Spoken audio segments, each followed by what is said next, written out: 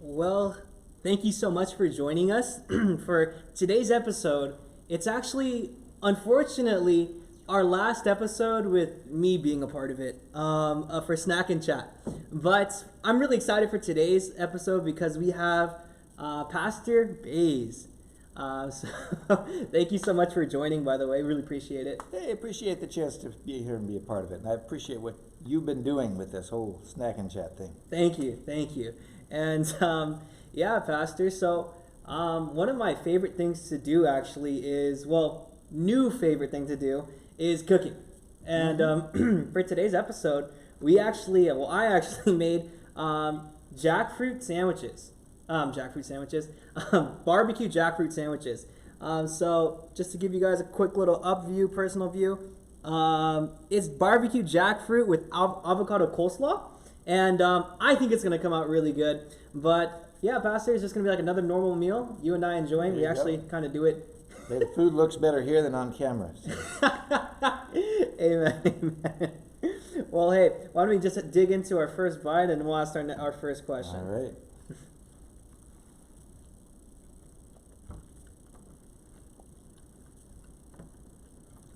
It's good. No, it actually came out pretty good. Well, Pastor, how long have you yourself been in pastoral ministry? How long have I been in pastoral ministry? Well, I started in 1988.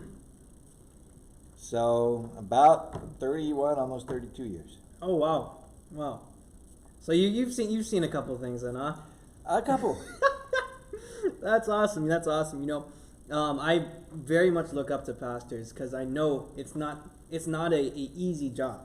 And one thing that I have noticed my past 9 months of being able to do ministry with you is that not only are you an amazing pastor, but you're actually a really cool person.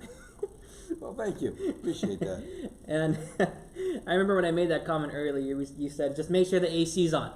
So there you go. No, but Pastor, you actually have a decent amount of hobbies.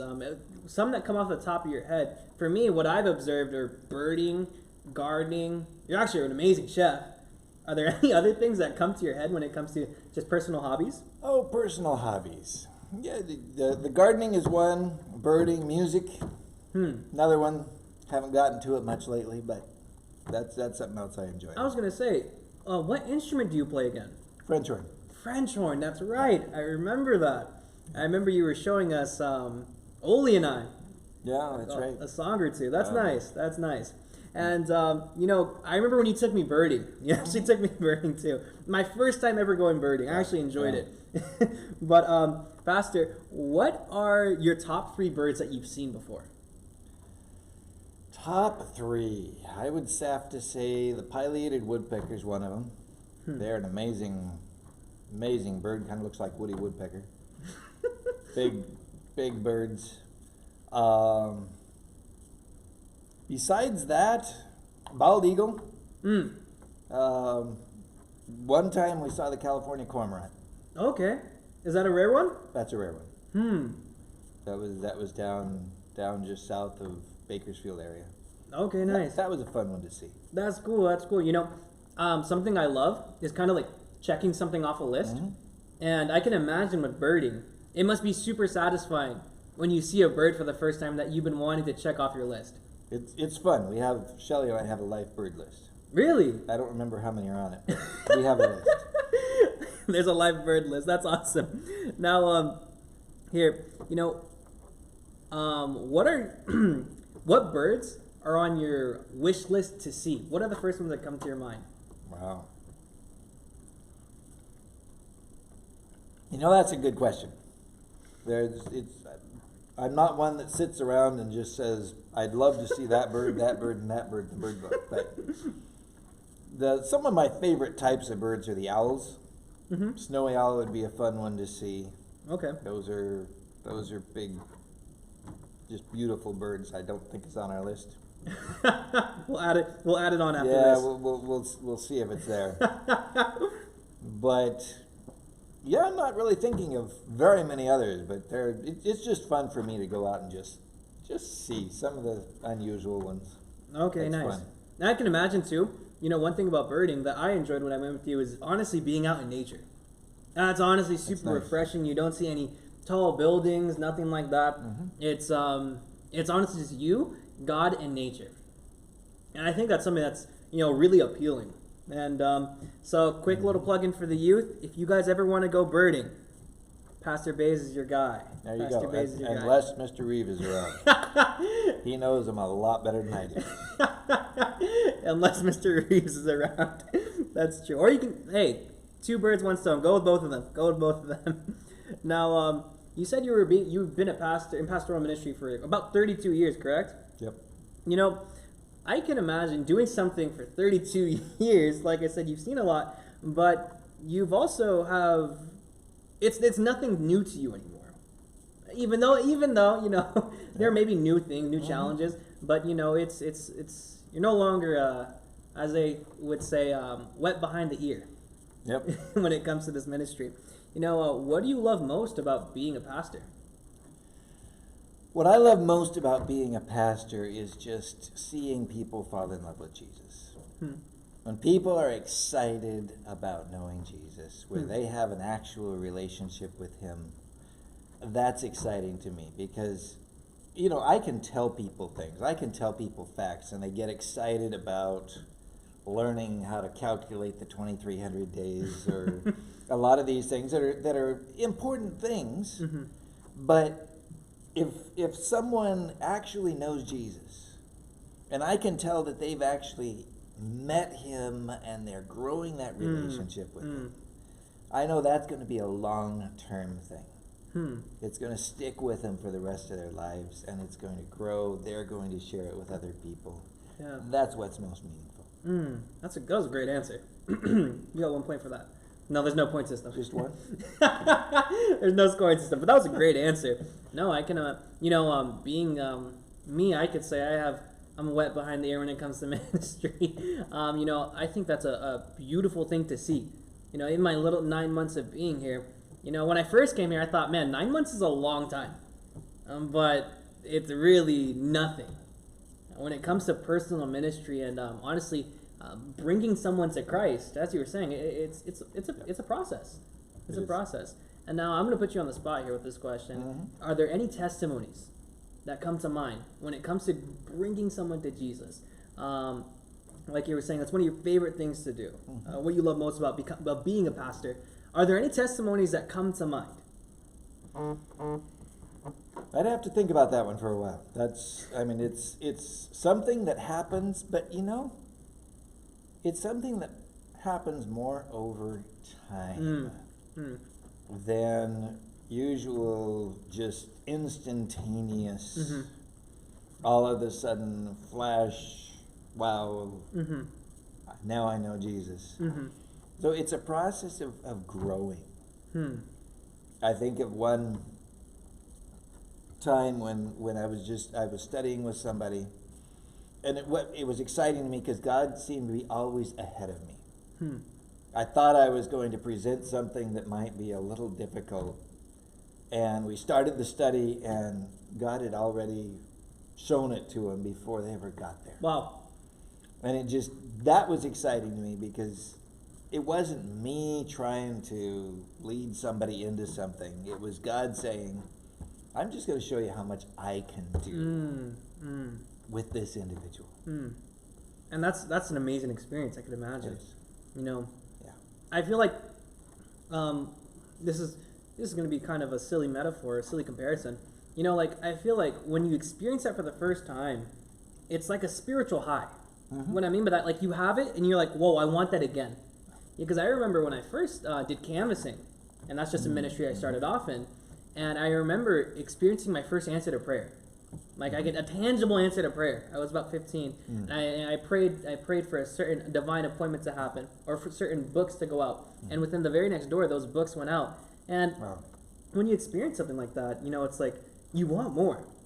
And I feel like although you've been doing this for 32 years, like I said, well, like, as we kind of mentioned before, there's still a lot more to learn. There's still a lot more to do, right? There is. And, you say when you experience the first time. Mm-hmm. The neat thing about introducing people to Jesus, seeing people fall in love with Jesus, it doesn't matter whether it's the first time or the 30th time, it still has that excitement. There's a lot of things you experience that say, okay, been there, done that, let's try to find something else. But with this, it's always exciting. There's just a freshness there that just keeps moving forward. That's a great, yeah, that's so true. And that's actually a good transition to our next question. When I was in my senior year, I was actually very much considering becoming a pastor. And what would you say to a young person right now who's considering to become a pastor? I would tell them, and if any of you are thinking about it, it is an amazing, incredible calling to go into ministry. I would strongly encourage anybody who is sensing that calling to move forward with it. The other thing I would tell them, as was told me, was if you can comfortably go into anything else, then don't go into being a pastor. Wow. Because you have to be 100% committed to ministry. Because there's always other things you could do.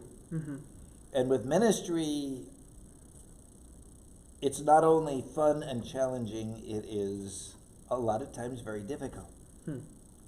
And you have to be prepared to just trust God to lead you in the long haul. But again, I would strongly encourage anybody, go to God and ask God, is this the direction you want me to go? Is pastoral ministry the direction you want me to go? And that's kind of a defining element as well. Because a lot of people think, it'd be amazing to be a pastor and just be able to spend all your time just going around and introducing people to Jesus. And that's a major role of a pastor, but there's a lot more things in being a pastor than just doing that. Yeah. I remember growing up, actually, my mindset of a pastor was, all they do is preach a sermon once and then they, give a Bible study here and there. But that is definitely not definitely not the main focus of a pastor. Right. I mean, yeah, you guys have so much to do. And I really like what you said. I remember you told me this before as well, that phrase, and it really stuck out to me. When you said, if you're comfortable with being anything else other than a pastor, then, what would you say then, being a pastor, basically, you should reconsider it, or... Yeah. And only because you have to make sure that God is calling you to this. Yeah. That's a great segue to our next question.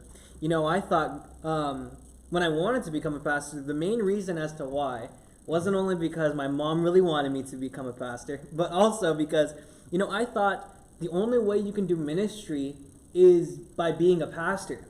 Yeah. What would you, how can someone continue to do ministry while their work doesn't revolve around evangelism? So the interesting thing is, the most powerful element in a church is not the local pastor. Because pastors come and pastors go, but it's the local member who is faithful in the church, who is faithfully leading a church, that establishes the longevity of a church. So that your typical church member that's lived in the community for 10, 20, 30 years and is faithfully there and connecting with people, they're the ones that carry that momentum. And long-term ministry in a church is the most effective thing that can happen. Wow. That's powerful. That really is. I mean, it's kind of humbling to say as a pastor that church members can have more influence upon a community than the local pastor themselves. They do. And, that's reassuring as well for any young person who wants to do ministry long-term, but I remember I kind of felt bad for even considering anything else other than a job that revolves around full-time ministry.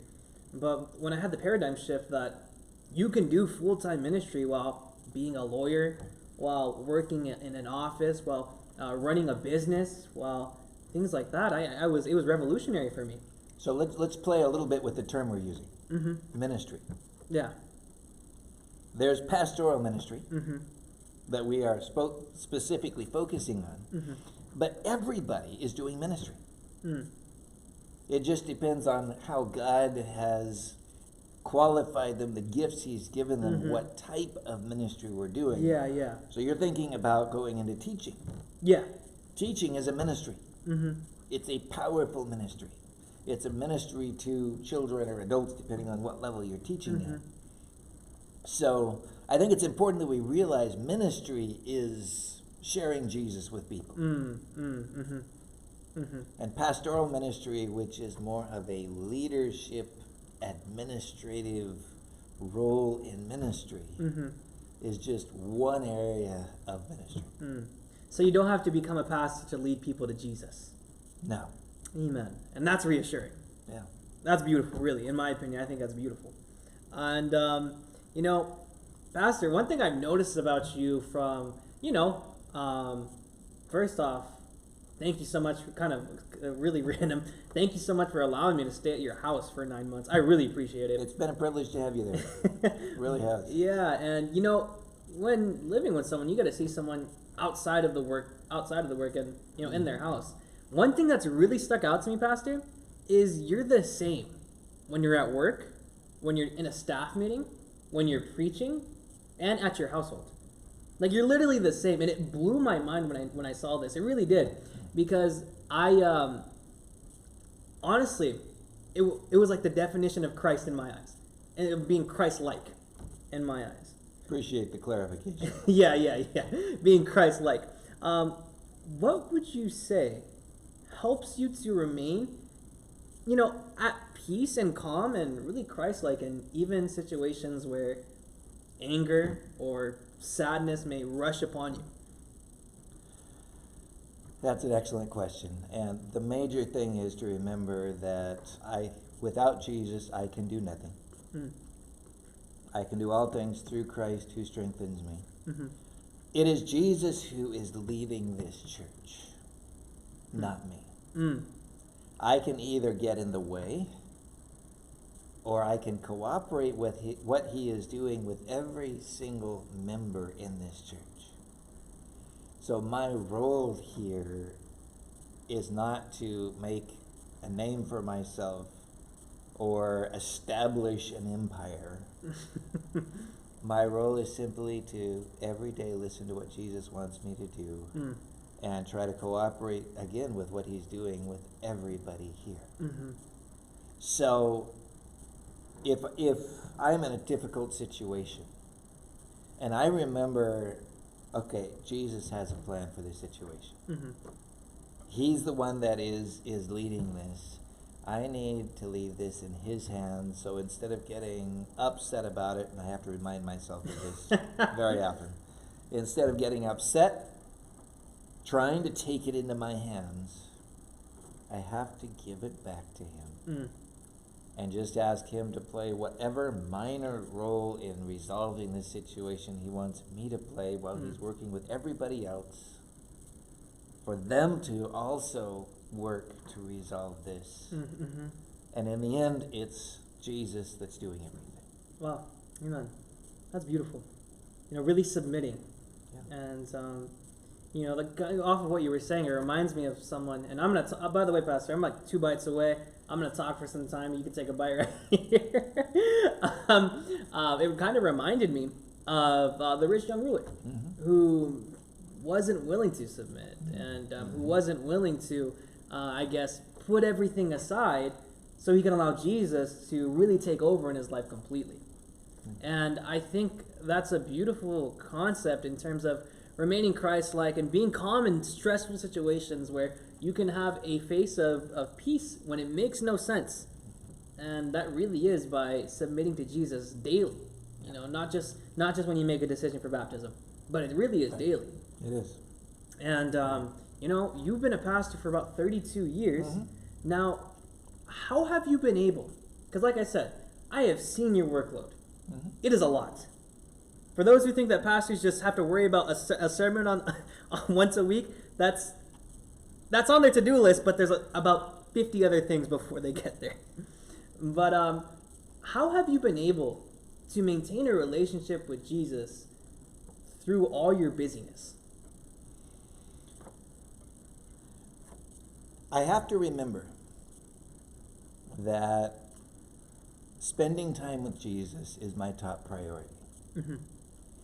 And there are times when you have to say, okay, I have this to-do list, and I'm just going to put that to-do list on the shelf. Mm-hmm. And I'm going to either spend time with Jesus or go outside and spend time in my garden or go outside and go for a walk with my wife, believing that Jesus is going to take care of whatever's on that to-do list that I don't get to. That's not easy to do. No, not at all. Because I kind of want to be in control of my to-do list. I like the feeling of checking things off. Yeah.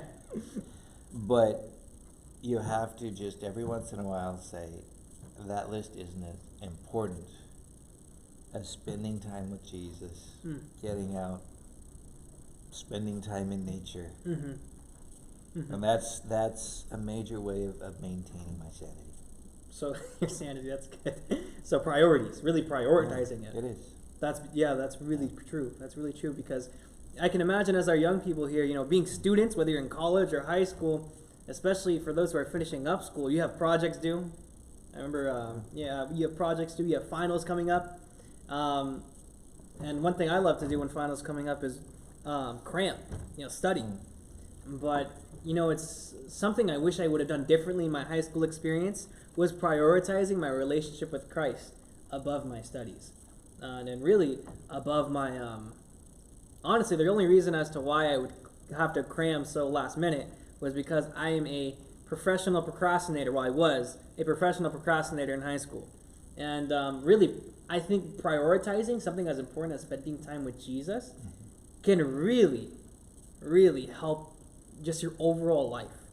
Yeah. And you feel actually less busy, if I could say, Yeah. And you said spending time in your garden. Now, I know you have a garden in the back. We were looking at it today. Pastor, if you had a dream garden, what 5 crops would you want in it? 5 crops. Well, pumpkins are really fun to grow. Mm-hmm. So that'd be one of them. We enjoy growing lemon cucumbers, so there's another one that would be fun to put in there. That's something I learned existed What today. else? Yeah. One of these years, you'll try one. What else in a garden? Zucchini are fun to grow. Yeah. Because if you have good enough soil and all, you can either not only have them, but you can share them with other people. So that's fun. Tomatoes are fun to grow. There's a lot of different varieties. Practical. So that's, those are practical. Really practical. Let me see. I think I have about 4 of Yeah, them now. 4 right now. Lemon cucumbers, there you tomatoes, zucchinis, and snap, and one more that you said. Pumpkins. Pumpkins. There you go. There it is, and then one more. There you go. One more.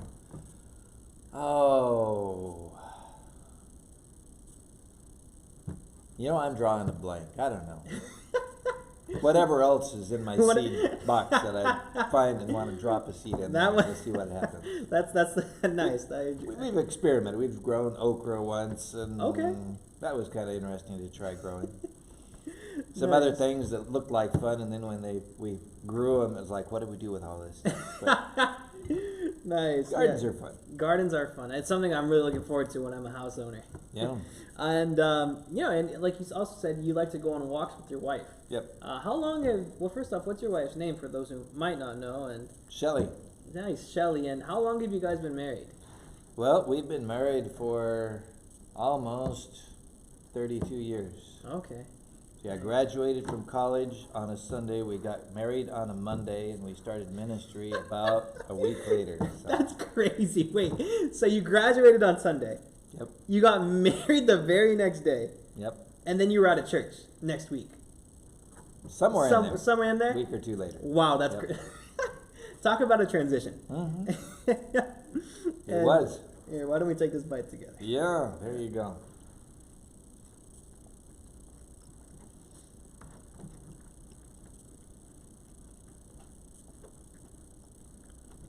Sorry for getting the napkin, for not grabbing the napkin. That's okay. I actually really enjoyed the way this came out. Pretty surprised. You did very well. Thank Appreciate you. that. Thank you. Good food. Now, Pastor, kind of a follow-up question on you and Shelley. You know, one thing about young people is, you know, first off, I feel that everyone in this world is trying to find out, you know, three things. They want to be cared for, they want to feel accepted, and they want to find love. Yeah. If they don't feel that at one point, right now, then they felt it at one point in their lives. And with young people, finding the one is kind of on the forefront of their minds at times. What's one piece of advice you'd give to a young person when it comes to finding their spouse? So one thing I believe God did for Shelley and I is that we were both involved in ministries. So we were at PUC, we had a group that was going to Sabbath mornings, early Sabbath morning before church, we'd go do singing bands over at the hospital. And so we got acquainted doing ministry. Wow. So we were part of the group, and as we participated in the group, we got to know each other. And so to be able to find somebody that you can do ministry with is a powerful thing. Because you know that God is leading both of you together. If you both have the same end goal, it's easier to walk together toward that goal. Yeah. Wow. So that's a major element of finding the right one. In ministry, you found her you met her while doing ministry at PUC. That's awesome. And I can imagine you were, being the melancholy you are, a little observant when it came to... A little. No, but I think that's something that's really important as well, instead of being blinded by your emotions and feelings, but also, you know, seeing what this person is like in a ministry aspect. Because you get to see, you know, different sides of someone when you see that, really. Yeah. And you get to see, honestly, compatibility. Yeah. If you guys work together well. And, you know, Pastor, we are coming up on our final 2-minute mark here. But, here, why don't we take one more bite together? All right. And I'll ask kind of the final question.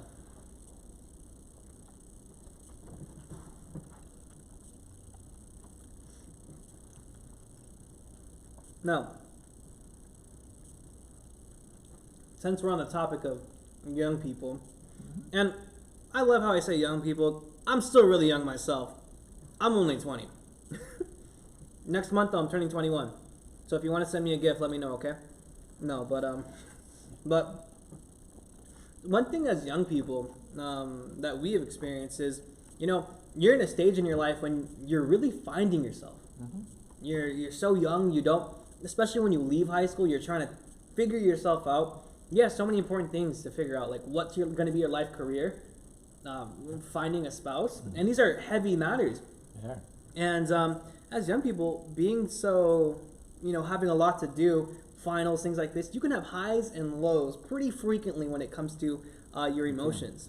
When it comes to being content in Christ, would you say being happy is a choice?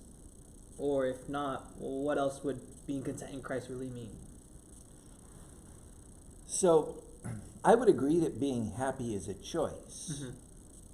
But I would add on to that, being happy is a choice to accept Jesus and follow Jesus. See, if I just say, I'm going to choose to be happy right now, I'm relying on myself. And saying, okay, I can actually make myself happy by choosing to be happy. That doesn't last long. It doesn't. Believe me, you know, it's but if I say, okay, I am going to choose to go where Jesus is leading me. I'm going to choose to follow and trust that Jesus has my best happiness in mind. So I'm going to choose to trust him, and I'm going to choose to find happiness in following Jesus. Well, Because then I am walking toward, the Bible says, in his presence is fullness of joy. So if I know that I'm walking into his presence, I know that I'm going to experience joy in the journey. Amen. That's beautiful. No, yeah, I think that rephrasing of that statement, that happiness is a choice, was crucial. Because like you said, when you try to find happiness on your own and say, I'm going to be happy because I choose to be it, kind of like on my own, it's temporary. Yeah. It really is. And, yeah, Pastor, well, hey, thank you so much for coming.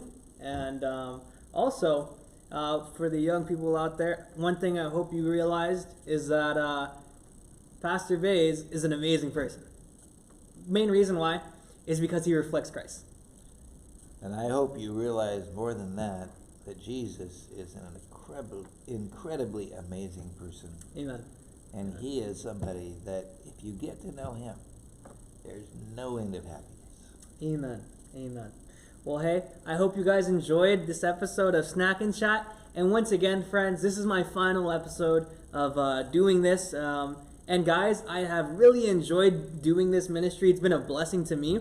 And I hope it's been a blessing to you as well. And for those who I'm not going to be able to say bye to before I leave, just know that I'm going to continue to pray for this Youth Year in series. And I'm going to continue to want to at least keep up with you guys as the best way I physically can. Maybe when the church reopens, when that happens, I'll probably pop my head back in just to say hi one more time. But for now, guys, thank you so much for joining. Pastor Bays, once again, thank you so much.